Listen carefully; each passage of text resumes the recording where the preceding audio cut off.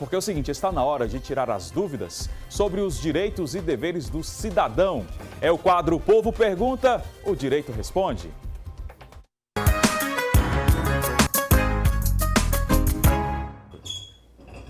E hoje o nosso consultor é o advogado Vitor Lisboa. Bom dia, Vitor. Tudo bem? Bom dia, Diego. Tudo bem? Bom dia, telespectadores. Vamos lá, a primeira pergunta. Chega mais um pouquinho para cá, que a gente vai colocar aqui no telão. Quem é a pergunta? De quem é?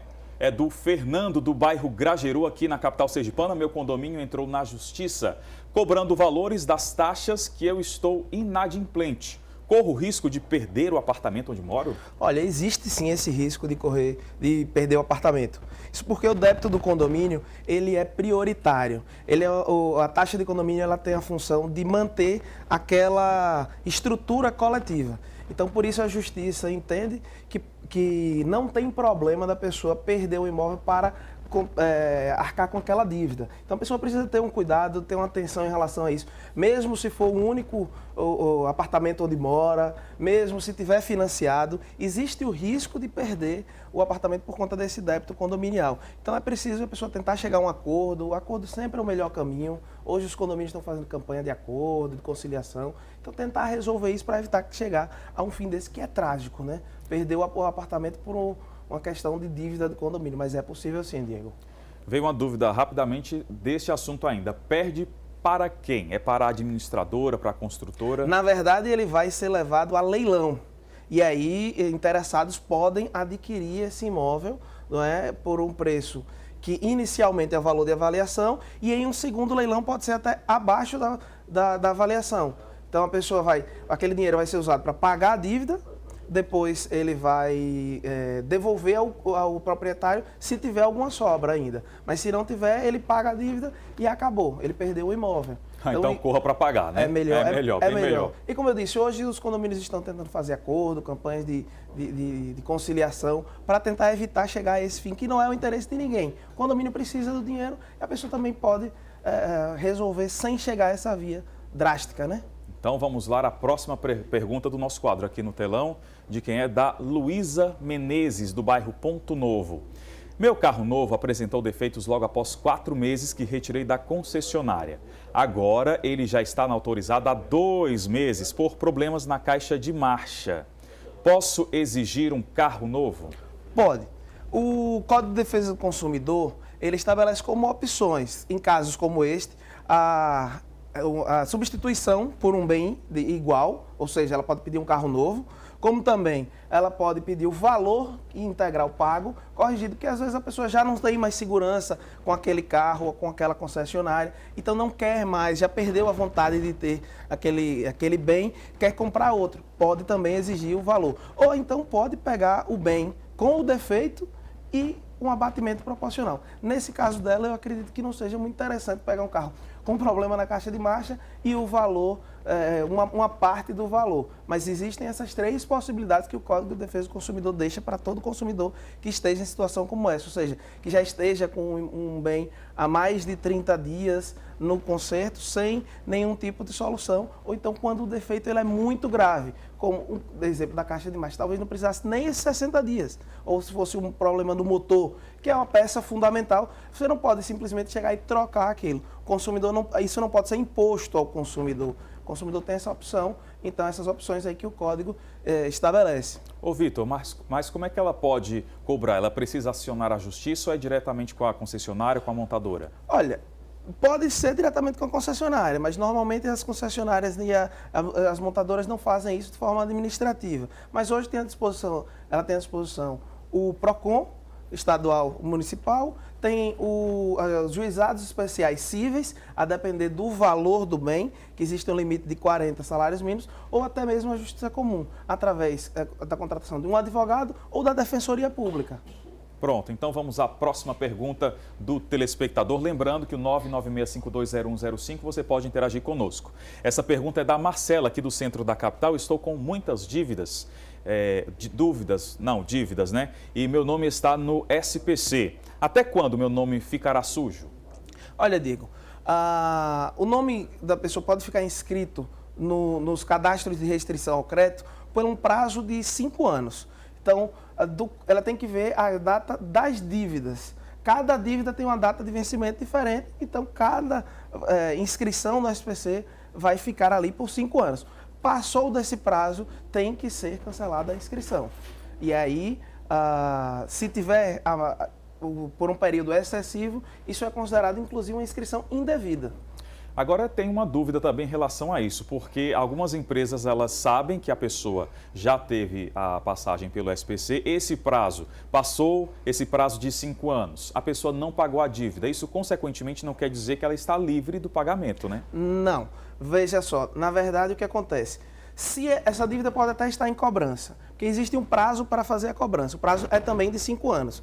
O fato da empresa começar a cobrar, isso interrompe esse prazo de 5 anos. Então, vai começar a contar agora mais os prazos de 5 anos.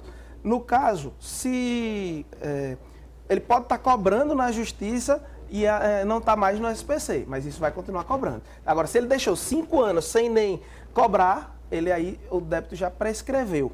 Então, ele não pode mais cobrar aquele débito, porque ele torna-se inexigível. Então, as empresas também têm que ter cuidado com esse prazo para não deixar perder esse crédito.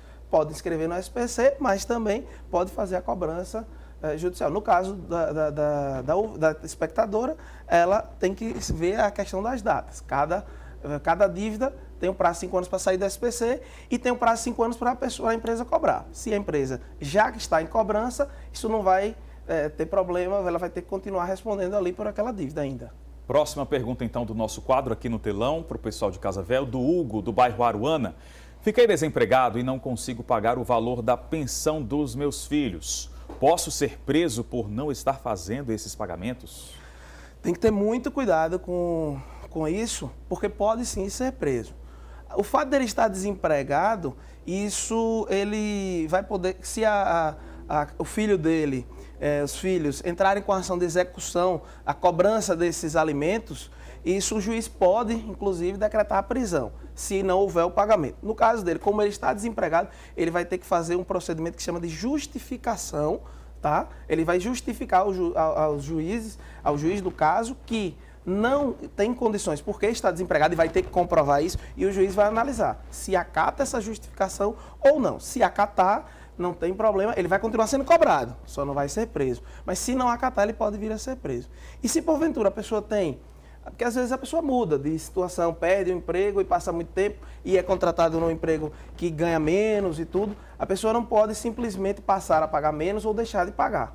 Se for o caso de haver uma alteração, ela tem que procurar o meio correto, que é procurar a Defensoria Pública, procurar o seu advogado para entrar com a ação de revisão de alimentos, em que o juiz vai ser fixado, vai ser feita uma nova análise da situação, tá? A possibilidade de pagamento e a necessidade de recebimento desse valor da pensão alimentícia, para que possa ser fixado eventualmente um novo patamar. Ou não, quem vai decidir isso é a Justiça. Ele pode entrar com esse pedido, mas quem vai decidir isso é a Justiça. O que não pode é simplesmente desconsiderar, porque aí se desconsiderar, se deixar para lá, simplesmente porque está desempregado ou porque está com uma situação mais difícil, isso pode realmente levar à prisão. É preciso ter cuidado. Ô Vitor, acabou de chegar uma pergunta de um telespectador, justamente o seguinte, aquela questão do SPC, passou o prazo de 5 anos, aí a pessoa tenta fazer cartão de crédito, aí tem restrição do nome, isso pode ocorrer? Olha, se isso ocorrer por um erro, porque deixaram de tirar o nome do SPC, isso é o que chama de uma restrição indevida. A pessoa pode recorrer ao judiciário para que retire o nome do órgão de restrição, porque já não tem mais... E quando o nome já saiu do SPC, no caso dessa pessoa que passou a mensagem? Veja bem, quando já saiu, a empresa de crédito vai fazer uma análise de crédito. Ela pode, não só pela questão do SPC, negar aquele crédito. Ela não tem a obrigação de conceder um crédito a qualquer pessoa.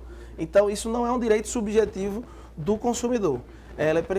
A empresa de cartão de crédito ela analisa outros fatores também que podem ser, inclusive um histórico ruim, às vezes a pessoa não consegue e isso não tem muito o que fazer porque é uma questão de mercado e comércio, ela precisa também ter as garantias do recebimento. Então, ela faz uma análise de crédito prévio. Entendeu? Então, em relação a isso. Vamos à próxima. Se for por conta dessa questão da inscrição, é possível reverter. Pronto. Vamos à próxima pergunta. De quem é? É a última pergunta da Priscila Ferreira, do Orlando Dantas. Vou me separar e não quero mudar meu nome para voltar a ter o nome de solteira, mas meu ex-marido disse que não aceita que eu fique com o nome dele. Ele pode me obrigar a mudar o nome na separação? Olha, Diego, a princípio não.